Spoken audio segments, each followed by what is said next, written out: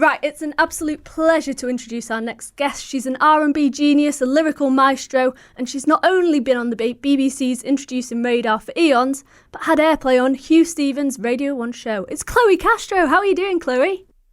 Hey, I'm doing really well, thank you. I'm just completely buzzed to be here and talking about a new single. We can't reiterate how excited we are to have you here. And we're going to get into the new release, very exciting news, very soon. It's coming out on Wednesday. But that's not the only thing happening on Wednesday, is it? Is it your birthday on Wednesday? Is that right? It is, yeah, it is, yeah. So it's kind of like a little gift to myself at the same time, like my little birthday present. I think just, yeah, I'm really buzzing. It's going to be a great day. What a way to celebrate your birthday by returning back to music as well. Because it's been a while since you released something, right, Chloe? It's been since 2021 was my last release. So yeah, it's been a while. Does it feel like it's sort of a culmination of those 3 years of experience, or is it brand new? What sort of vibe are we expecting? It definitely takes on all of the things I've learned over the years of like doing music now. I mean, I've been releasing music for 6 years, but definitely over the last 2 years, I've been working on a new sound. Me and my producer spent some time kind of not arguing, but going back and forth as to whether we were going to do like, I'm quite inspired by like drill, and I also like Afro beats.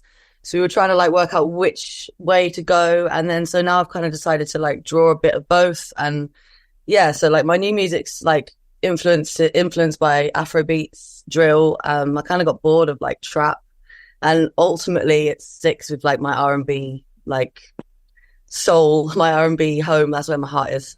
And you've lived all over the world, right? You're originally from London, now based in the Northeast. You've lived in Brazil, France, the UK as well, of course. Do you think living in all those different places and sort of absorbing the cultures and the music there has influenced the own music that you create?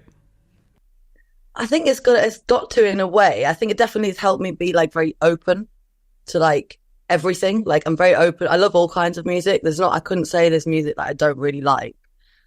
So yes.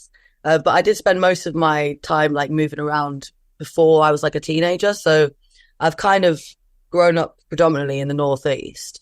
So I think it's mainly influenced by like what I've experienced living up here in the Council of States in the Northeast and that kind of thing, you know. Was music something that from quite an early age you were into, or did it sort of develop later on? It's always been from the get-go, I think. Like, I think if you ask my family, like I used to always do like little performances, you know. I think everyone does it when they're a kid. You're like, watch me, and I'd do a little dance and a sing, but I've always been into singing, and I think it was when I was like 11, 12 that I was like, oh, I can actually sing, and I sang for people, and I remember making one of my mum's friends cry, and I was just like, right, well, this is what I want to do. I want to make people feel something. Like, yeah. You've had such a variety of experience performance-wise. You're obviously an amazing busker. You've been on live TV, you've done live gigs. How does that sort of shape where you are now, having that variety of performance? And do you sort of have a favourite area to perform in?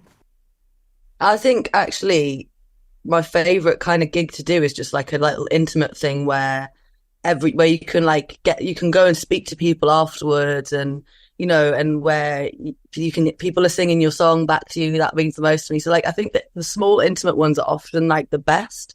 But just playing live full stop is like kind of what I live for. It's like a little buzz, like the adrenaline is mad. And I haven't done that for over a year now either. So I'm hoping when the summer kicks in, I'm going to start playing some gigs again soon. I just want to get the music out there first and let people know I'm back.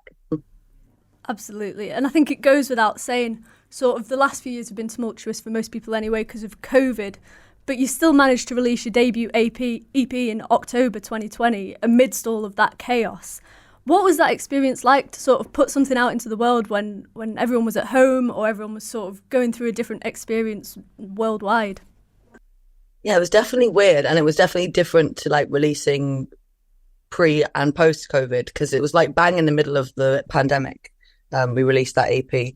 And so I think like it was definitely affected like our ability to like, we ran PR for that EP, for example. And we found that a lot of like blogs and stuff were like kind of just weren't in the office basically, or weren't operating, or they were operating with like much less staff and they were favoring like bigger artists. So it was harder to push. but also I wasn't really on TikTok back then when it was like massive. I think TikTok kind of blew up then, and I was really late to the party, so I didn't like utilize that, I think, in a way that I could have. But it was definitely a weird experience. Like COVID was mad for like everyone there, wasn't it? It was just, it seems like a lifetime away now as well. It's really bizarre how that's gone down, like.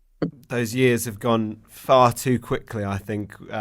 We can agree. But you touched on earlier there that a lot of that time surely must have been spent. I mean, your last release was in 2021, although that was towards the end of lockdown. That time since, and lockdown as well, do you think it's sort of shaped the new sound that you're coming with because you've had that time maybe to sit back away from music for a bit and go, okay, let's try something new and reinvent it? Yeah, 100%. And just also give me time to like listen to what other people are doing as well. Like, I love listening to music as well as making it. Like, it's the one thing I know that I can do to cheer myself up or change my mood or whatever I need. Like, music does it for me, kind of thing. So yeah, like being able to just listen to what my favorite artists are doing and like take from them as well, because I think it's important to like take on what people that are really at the top of their game are doing, because they're at the top of their game for a reason. You've cited some of the genres that have influenced you, but who would you say were the artists that have influenced you, or that you find yourself listening to sort of on a daily basis? I listen to a lot of Afro beats at the moment, like, so, and I love Skilly Bang. Like, nice. I love Skilly Bang, so like he's actually influenced a bit of the music we've been doing in the way of like our 808s, like our drill 808s on certain like beats. I'm trying to think of who else I love. Like, I never have like a favorite. That's my thing. Like, I go through phases as well where I'm like, I'll listen to something for weeks and then I won't listen to it for a while, and then I'll just move. Like, I move through music quite a bit like that. Like, I'm like that with food. I'm like that with everything. Yeah, I think I go through phases. Do you go through phases? Yeah, I'm a big agree on the food one as well. Like, it's brilliant to try all sorts of different things. We've talked about in previous interviews as well before with other people. When you're on tour and you're going to sort of different venues, what sort of are your traditions? Like, are you one to instantly go to the food, or do you like to soak up the area when you're out there live playing music? I think before I perform, I'm always like quite reserved, having learned from performing in the past, and like there's been times where I've got like put myself out there and I'll just go straight with you, got myself drunk before I've gone on stage, and it's like I just can't do it anymore. Like, I can't perform well if I've had too much to drink, so now I kind of keep myself away from like the hustle and bustle until after I've performed. After I've performed, I'm like in amongst it, like munching, getting drunk, like whatever. But yeah, I think food's a big thing though. I can't perform unless I've eaten as well. If I'm hungry, it's not good. Chloe's brand new song. It's called Two Ways. Tell us what the listener can expect in this musical journey. Okay, so it's kind of this song's kind of about like, you know, the kind of struggles that you face in life and as a musician in relationships, but then kind of realizing that there's always two ways to do everything, two sides to every story, like two ways to look at things. Like, thank you so much for coming on, Chloe. It's been an absolute pleasure, and we both can't wait to hear all of your new stuff, and we'll be front row at your very next gig. Thank you very much. Thank you so much for having me.